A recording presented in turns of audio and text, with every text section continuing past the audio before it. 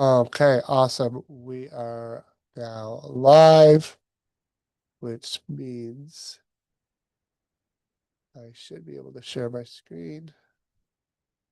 Once I pull this up.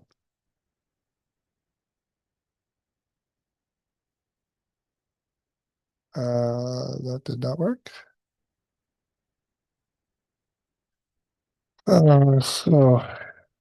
Sorry, guys.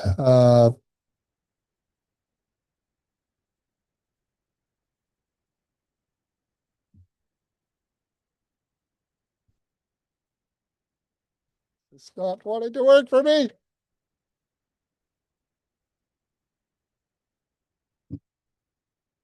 Technology is fun when it works, and terrible when it doesn't.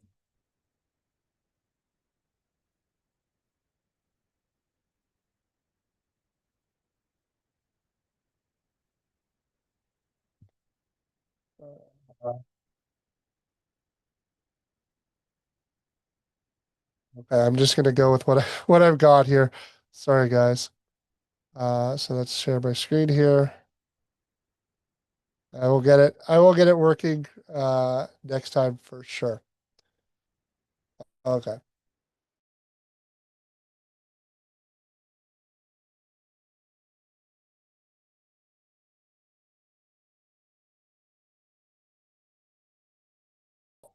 Hopefully can confirm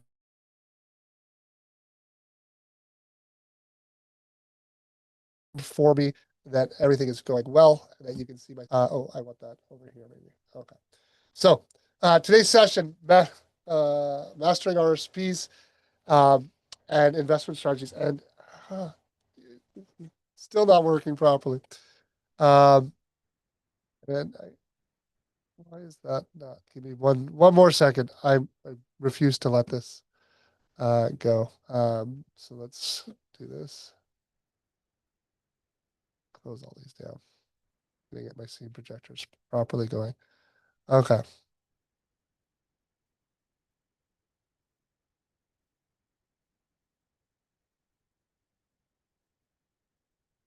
there we go. That's good. This.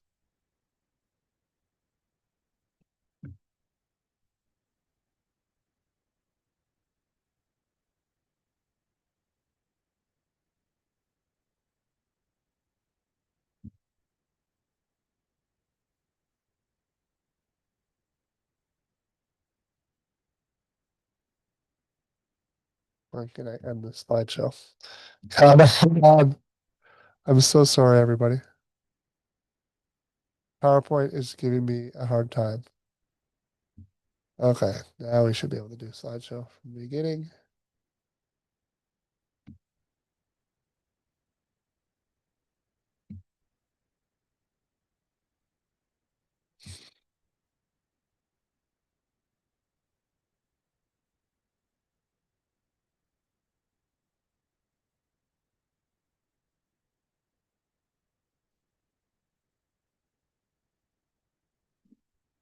Sorry, so sorry. Um, Technology at its finest. Joy, joy, joy. Uh, at least you've got a thing up there. So I just need one more thing in OBS. And let's do.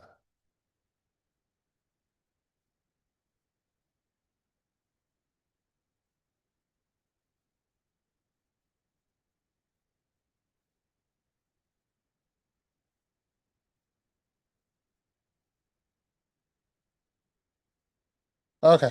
So I do have some stuff running and I think it's working. So we are live with our source actions webinar. The only downside is that, oh, that's the uh, wrong slide deck. Maximizing your wealth, mastering RSPs, TFSA, and corporate investments. For those of you who don't know me, my name is Andrew Wall. I'm the managing partner here at CPA for IT. And our mission is helping entrepreneurs organize their finances, create wealth, and transform wealth into a legacy. Today, we're going to talk to you about investing and whether you should be investing inside your corporation or personally. Now, this is a hot topic this time of year because RSP deadlines are coming up very quickly. And now with RRSPs, tax-free or first-time home savings accounts, TFSAs, RESPs, RDSPs, there's a lot of different tools that you can use for investment. And so understanding which is the right tool and whether you should be investing in those registered tools and unregistered tools or inside your corporation is a difficult decision that many entrepreneurs often face. And so we put together this webinar and we do it every year around this time of year. And hopefully this will help you understand whether it makes sense to invest inside your corporation or to take the money out of your corporation to have to potentially pay personal tax on that and then to invest that in either an unregistered investment or a registered investment like an RRSP, a TFSA, RESP, or RDSP. And we will go through all the different tools and the pros and cons of each. But I think one of the most important things to know and understand about investing is the difference between simple interest and compound interest. So the simplest way of explaining compound interest to people is that it's growth on growth. So if you have $100 and it's generating a return of 10%, after year one, you've got $110, and now you're going to be earning interest not on $100, but on $110. And the way that works from a growth perspective is it's like a hockey stick. The earlier that you can get money in and the better rate of return you can have, the faster that that hockey stick curve is going to take off for you. And this is important to know and understand when we're talking about investing inside the corporation versus investing outside the corporation. Because when you're investing inside the corporation, um, you are investing with pre-tax dollars or sorry, corporately taxed dollars. So dollars that have been taxed at the small business tax rate, which you'll see in the next slide is only 12.2% here in Ontario. Now, it is subject to a higher income tax rate, the investment in or passive income. Now, that's the general rate. There are some abatements. So that is like the worst case scenario. And truthfully, most investments end up closer to 30% than what's showing here of about 50% when you factor in those abatements. But if you've earned money inside the corporation, you pay 12.2%, you're able to invest 88 cents on the dollar. And with compound interest, that's going to grow faster than, say, if you were to take the money out of your corporation, pay, if you're the top tax rate, 54%, personally, you're left with 45 cents on the dollar to invest instead of 88. And since you have more to begin with, it's going to grow and compound substantially faster. That is an important thing to know and understand when we talk about investing inside your corporation versus investing in a registered vehicle. Now, some of these registered vehicles will allow you to invest a dollar per dollar, like an RRSP and first-time home savings account. And we'll explain how that works. And what I mean by that is, yes, if you were to take money out of your corporation, you could be potentially in the highest tax bracket. But with an RRSP, for example, you get an RRSP contribution that would reduce your taxable income by that amount. So if you took out 100,000, your income's going up by 100,000, but if you put that into your RRSP, it comes back down. There's no net change, so effectively you can invest that full $100,000. Now there are some downsides to that of corporation versus RRSP, and that's largely in the fact that an RRSP is a tax deferral, and when you take the money out of your RRSPs, you will pay tax on it. And what happens with a lot of people is, first of all, they pass away. Like my father recently passed away with a decent amount of money in his RIFs. So he's actually going to be taxed at the highest personal tax rate. So he actually moved money from potentially a lower tax rate to a higher tax rate unintentionally because he didn't wind down that RRSP. In addition, any growth that you have inside of an RRSP is 100% taxable. And we will explain this a little bit more when we get to the RRSP section. But for now, I want you to be aware of the different corporate investment vehicles that you have available to you. So if you have one corporation, yes, you can invest inside of that corporation. But one thing to be aware of is, as we said earlier, the passive or investment income is subject to a higher personal tax rate. And and a holding company is a tool that we use to help us avoid that higher tax rate. Because if you have a holding company and you have investment income, you can apply expenses against that investment income to bring it down to zero, whether that be salaries, management fees, various eligible expenses that you can claim.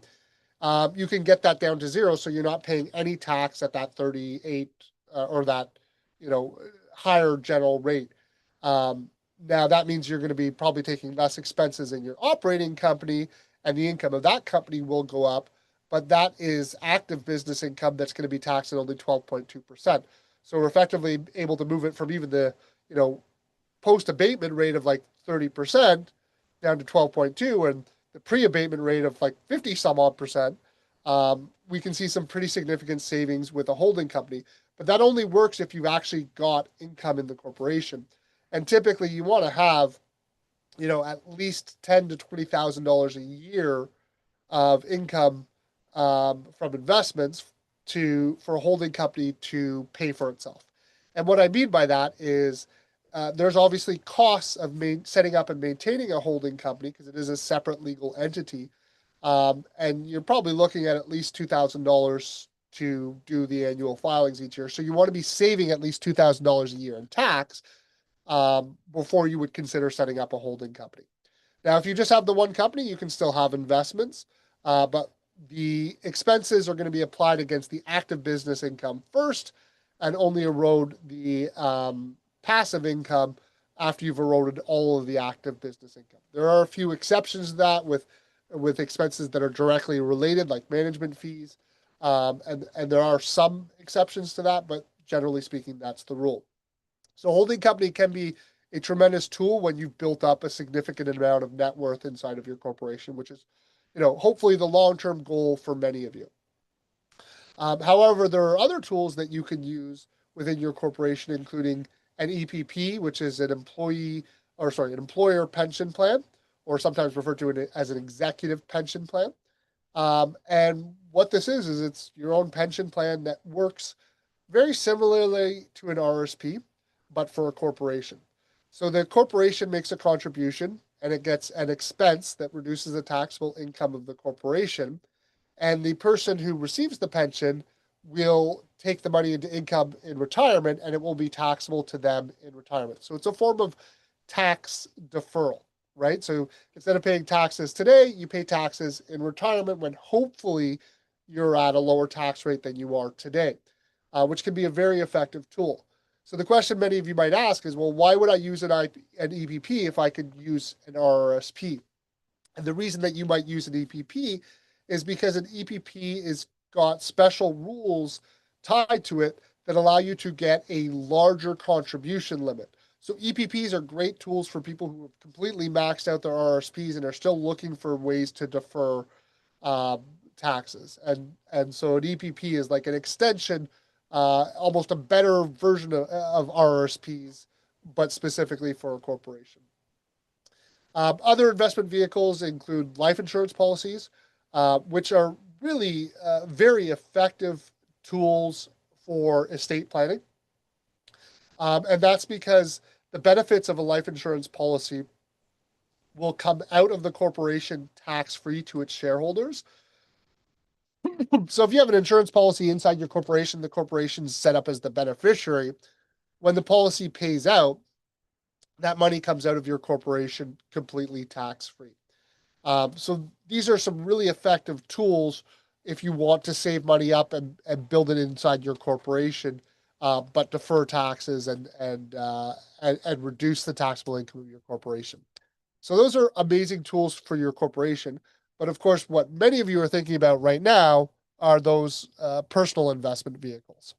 So personal investment vehicles, I think most people are familiar with many of these tools, which include RRSPs or registered retirement savings plans, RESPs, registered education savings plans for your children, RDSP, registered disability savings plans if you have any family members with a disability, And the thing I often note about this is there are more things eligible for an RDSP than you might think are.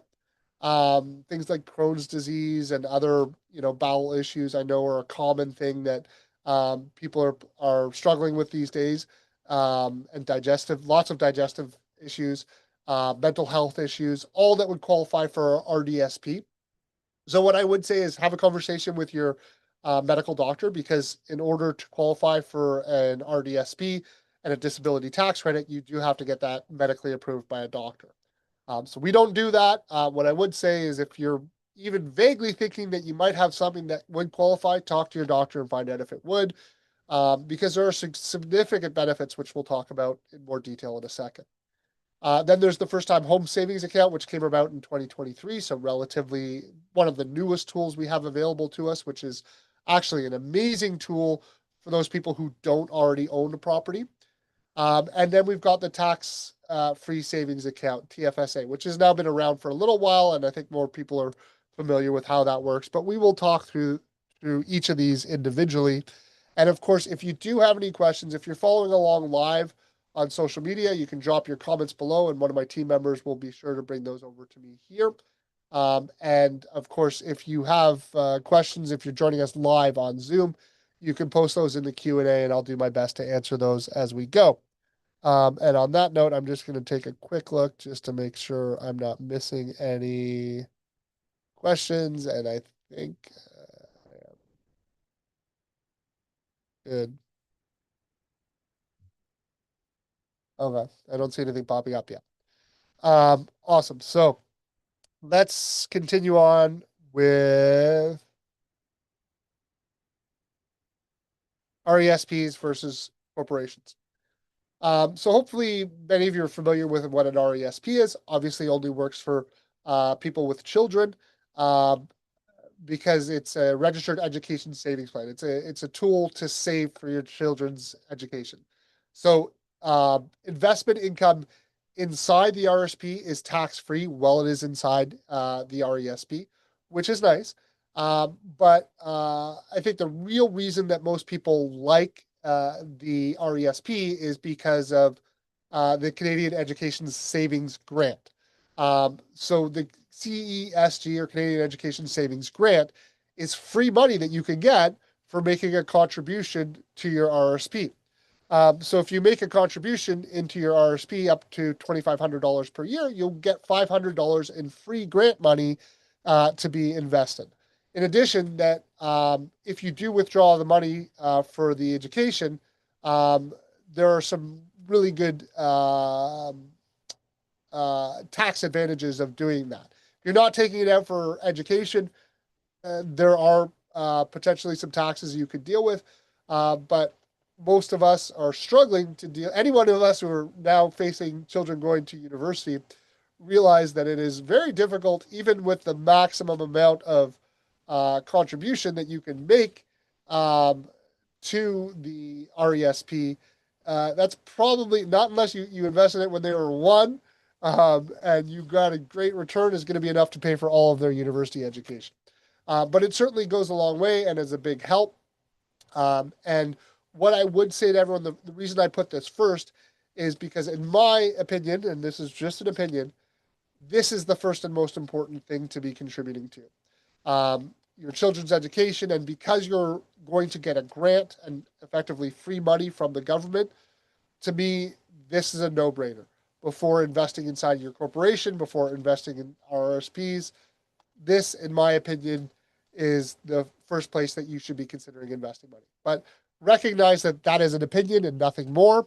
And each of us have different goals and obligations and commitments that matter differently to us. So the one downside to the RESP is it does not reduce your taxable income. The gains will become income to the beneficiary when they're received, but that's typically in a period where they're going to have a lot of other tuition credits and other deductions. So it's still very tax effective. Um, of course, the original amounts you contributed are tax free because you paid tax on them to do that. The maximum amount of grant money that you can get is $7,200. So that is, based on that contribution, which is typically a maximum of $2,500 per year.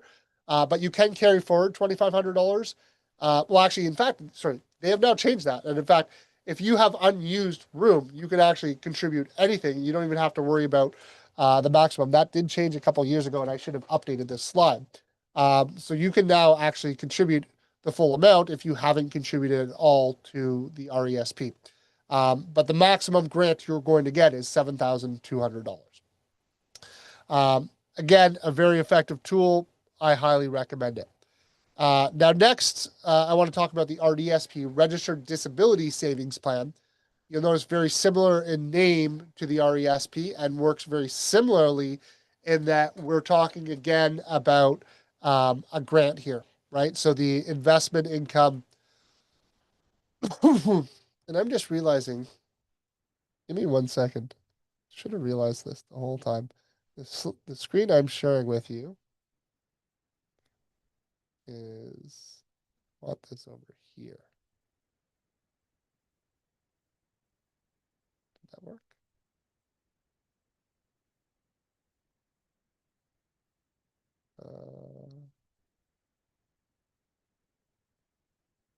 There we go.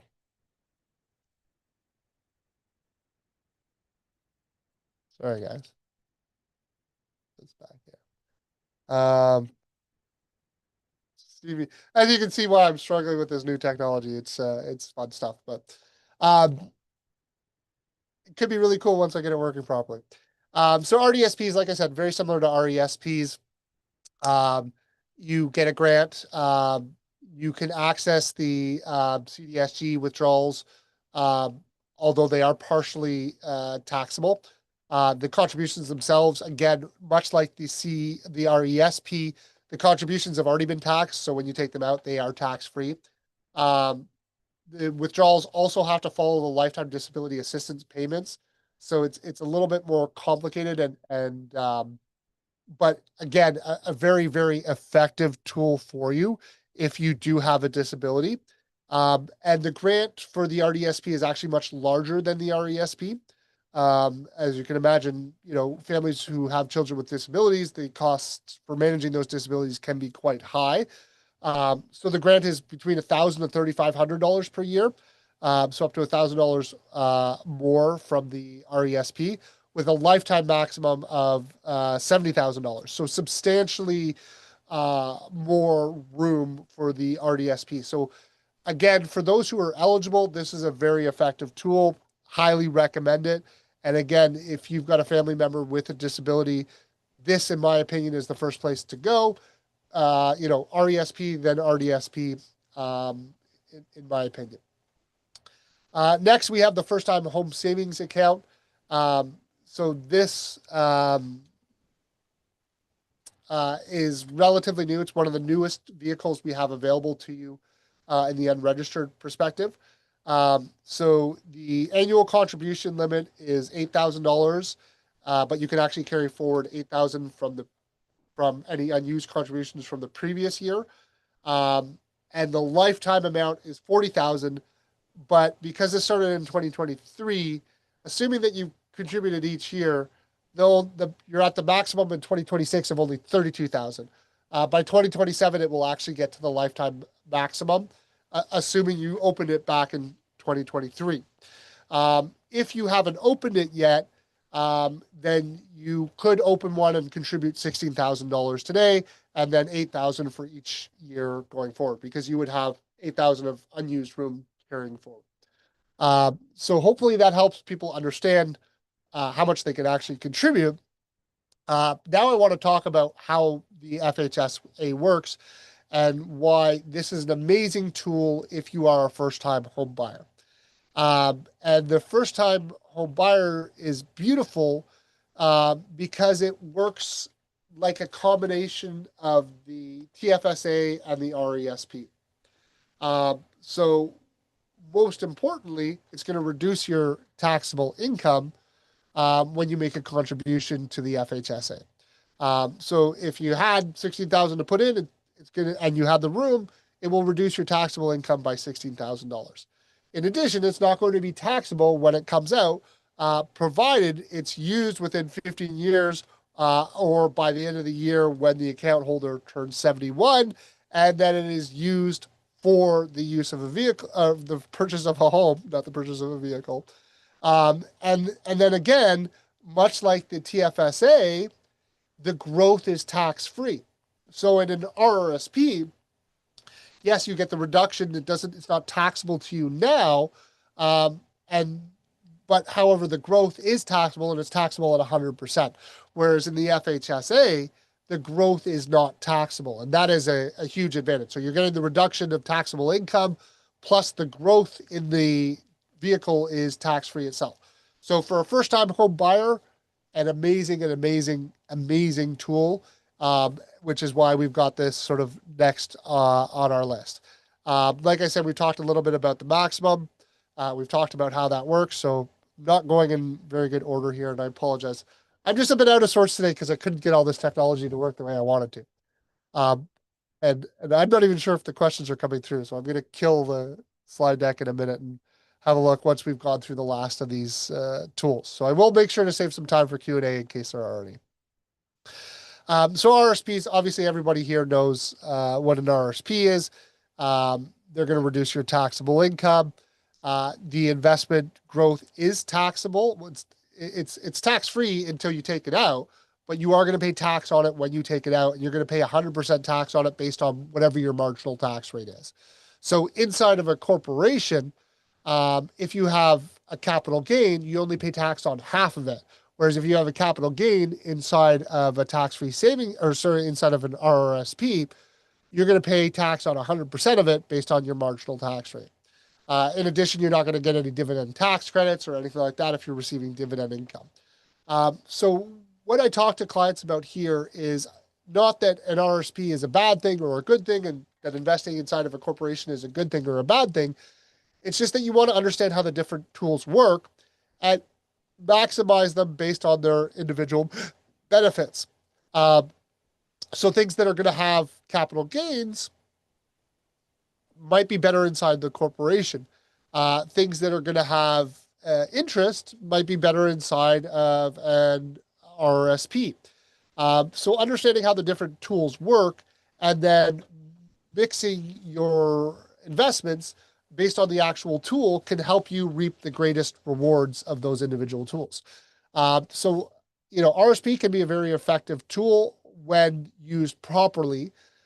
However, it is the most improperly used tool I have ever encountered. And what I mean by that is time after time after time after time, I'm seeing estates with large amounts of money inside the RIF. And therefore, the estate's paying tax at the highest personal tax rate on money that they contributed into RSP.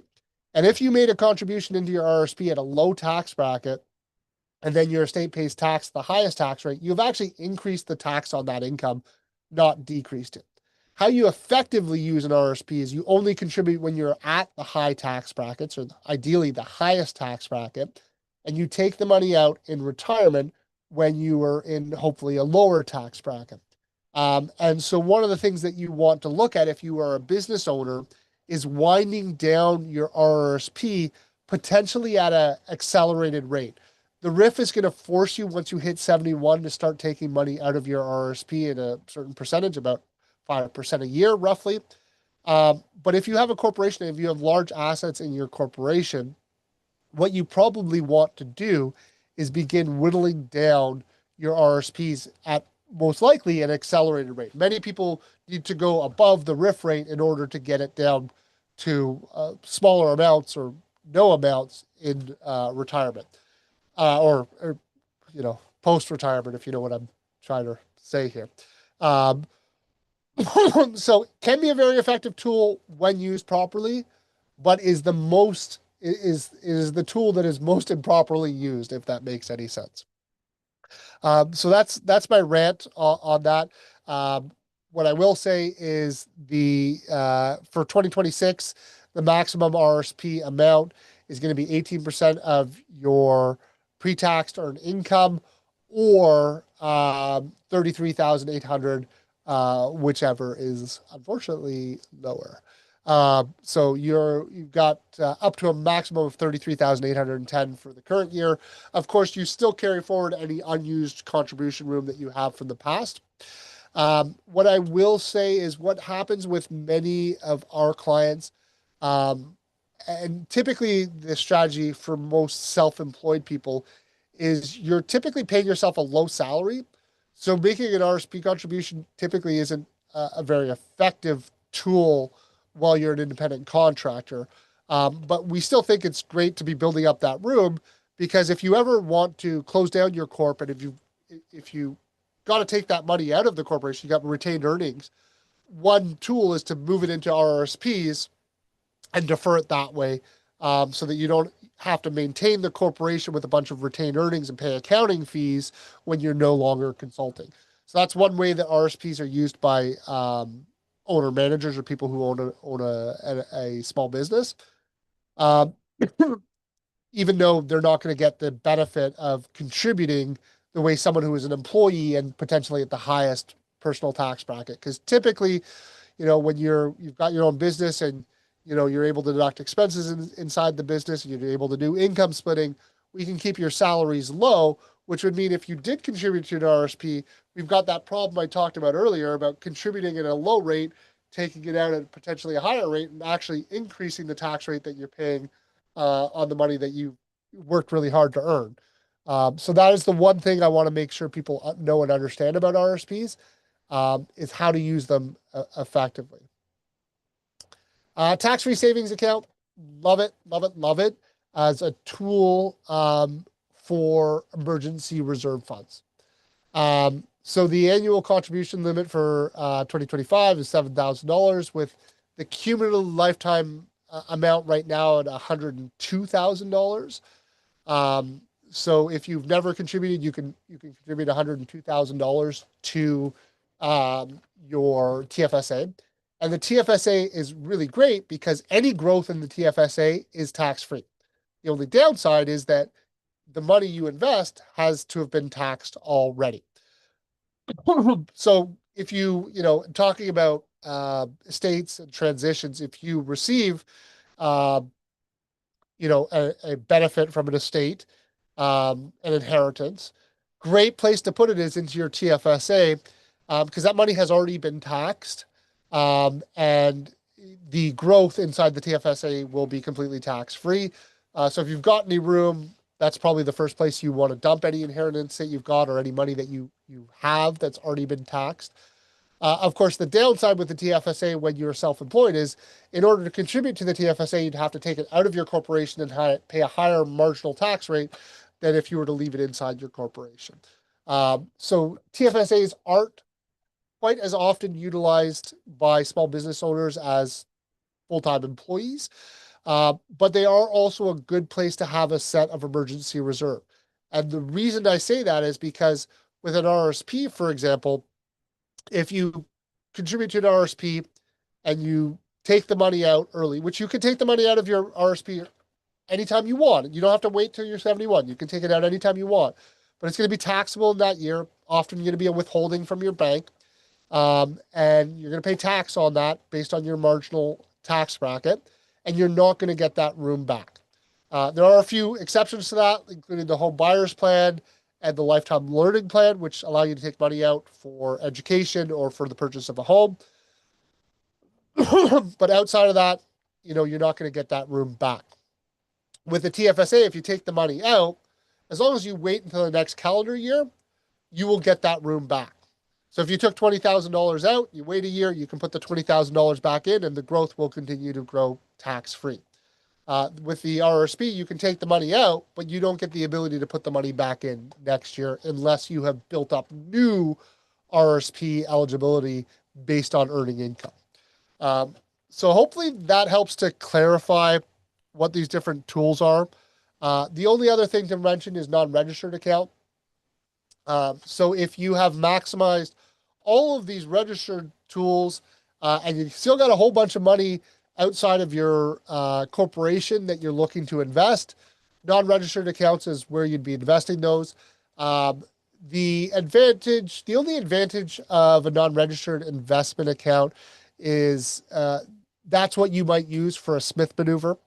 If anyone's ever heard of this, a Smith maneuver is when you borrow money and you invest it, and because you borrowed the money for the sake of investment, you can then deduct the cost of borrowing or the interest against the returns on the investment. So if you have non-registered investments, you can do the Smith maneuver. So that is the one thing that might be interesting to do to create some additional leverage. But I'm not a huge fan of leverage, particularly in an unstable markets. But that's just a conservative accountant talking to you. So typically, unless you're just one of those lucky people with a whole bunch of money that you've inherited, or been a full-time employee and you had no choice on it, and have maxed out all your RRSPs and your TFSAs and your RESPs and your RDSPs, then you'd look at a non-registered account. Again, if you have any questions, if you are not a client, we are here to help. I encourage you to book a free initial consultation. We can help with everything from the incorporation through to the bookkeeping, through to the accounting and tax returns. We also do some unique things like our benchmarking analysis, where we compare you against the average and the median in our database to see if you're above or below in any individual expense categories and potentially missing out on opportunities, or potentially at risk with CRA, because if we flagged you, odds are CRA is going to flag you. And then we back it all up with our audit representation protection. Not to mention our industry expertise. We are a multi-generational business. We've been doing this since the early 80s, when my father, George Wall, founded the original practice, Wall and Associates Professional Corporation, which later became CPA for IT. I do also want to mention to, again, those who are following along on social media, that we are currently offering a special on incorporation services. So if you retain us for the accounting services, you can get your incorporation for free. I was just talking with Karen, who does our initial consultations, and she was telling me about a client who was struggling with an incorporation he had done for through owner, which purports to be the cheap alternative, which it's really not all that cheap once you see all the additional add-ons that they get you for. And so we're trying to come up with solutions to be really competitive on those incorporation services. We've seen those drop a lot over the years as people are moving more to these online platforms. But there's a lot more value that we can add, and right now you can't beat the price of free. So I just will mention that, and now I'm going to stop all my OBS stuff so I can actually see if I can see what's going on with Zoom. I do have some questions. Okay. I will get to those. I'm so sorry, everybody. So here we are. There they are. Q&A. We got 5 questions. Okay. Seems like you might have 2 mics going. Shit, I wish I'd seen that earlier. Sorry. So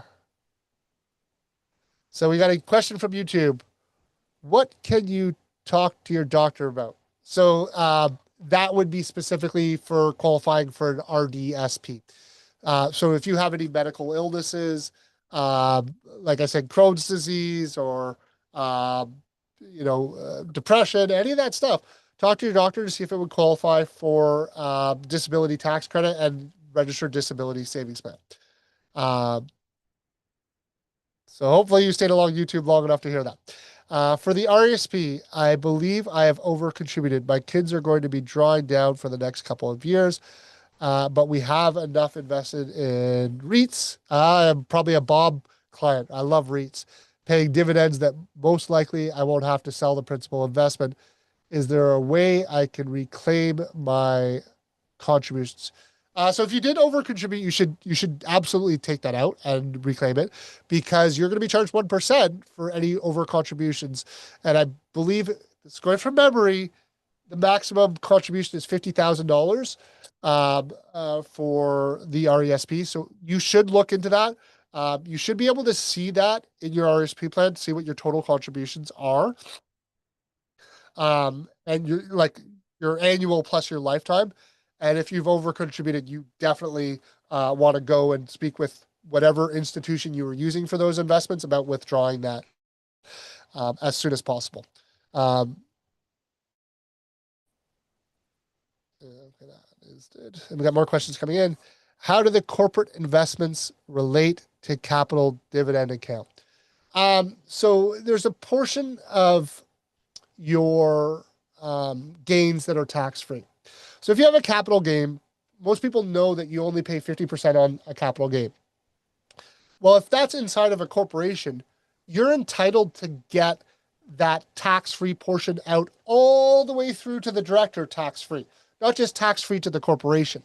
And so what happens is you will build up a capital dividend account, which also is applicable for, as we mentioned in the insurance tools as well, because the benefits from insurance go to the capital dividend account as well. But for the sake of investments, the half that you've paid that is supposed to come out to your tax free goes to your capital dividend account so that you can issue a capital dividend and take that out of your corporation tax free. Now, capital dividends are amazing. Um, they are the bane of our existence of accountants because the penalties on them are almost impossible to avoid. And that is because of the way that they structure it. You have to file the election for the capital dividend within, I think it's like 48 hours of the date of the dividend. And the problem is knowing how much room you have in the CDA requires a bunch of calculations, which often you don't have the information until well after your year end to be able to do those calculations. And if you want to do that at a set moment in time, we can redo those calculations at that set moment in time. But often the work to redo those calculations is more than the penalty. So for that reason, most people often pay a small penalty with the capital dividends. We've also got this one client. It's just been a complete disaster because they didn't process our capital dividend election for over, I think it was over a year for sure. I think it was close to 18 months. So we filed again. Then they processed the second one. And if you take out more out of your capital dividend than you have in your capital dividend, the penalties are very, very significant. So through no fault of ours, through 100% fault of the CRA, they processed it twice. And then they not only processed it twice, they ended up, when we reached out and we're like, hey, this is a mess up, and we worked with them to go through the processes to resolve it, instead of resolving it, they actually processed it 2 more times. It has been, it's a terrible experience for that client, and we are working through it. So capital dividends, an amazing tool, but unfortunately, the system the government has for monitoring them right now is so incredibly painful. I don't know what to say, but we are working on that. So hopefully that answers your question. And sorry for my rant on CDAs. Can we get access to these slides? Sure, why not? I'll see if I can get Kasim to share those with the attendees. Not over contributed, over invested. Okay. Well, that's good. You don't have an over contribution problem. Um, that is great. So I mean, you are one of the lucky few, sir. And you can just take the money out if you got more money out. But I guess effectively, what you're probably wondering is, can I just transfer that to another vehicle? I mean, you effectively there'll be a deemed disposition, so there's no way of avoiding that, unfortunately. And the gain is going to be attributable to the children, and you do want to probably realize those gains while the children are in school, um, and have tuition credits and other things. So that's my 2 cents on that. What is your opinion on swap ETFs for corporate investment account? There are no dividends, interest. I'm not a financial advisor, so I mean, my knowledge on swap ETFs is limited. Um, what I would say is, generally speaking, I like ETFs in general because of their low management fees. There's a great book by Tony Robbins, who I love, called Money Mastering the Game. For anyone who's interested in learning about investing, I highly recommend reading that book. Um, the TLDR on that book is buy ETFs, because you're never going to outperform the market. But I do love ETFs. I just don't know enough to comment about swap ETFs, um, and those types of things. So probably best to speak with you. I can tell you how they're taxed, but that's about it. So that one is done. Now we got a couple more questions coming in, which I love. I love when questions come in because it means we're actually on the right topic. So I've done swap ETFs. Sorry, I've only got one more question here. So is the capital dividend account not a physical account, but a running total based on the growth of your investment? Yeah, it's not a physical bank account. It's not like money doesn't sit in there. Um, it is an account with the CRA. So the CRA is keeping track of that every single year. And there's a process where we can request a CDA confirmation, which we always do before we do a dividend election. We do a confirmation to confirm that the amount that we have calculated matches the amount that CRA has calculated, because of the penalties being so significant if you take too much of a capital dividend, more than you have room for.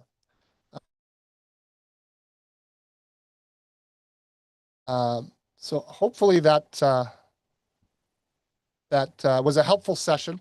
I do apologize for all the technical issues that we faced today. Um, if there's no other questions, I don't know why I'm showing my screen still.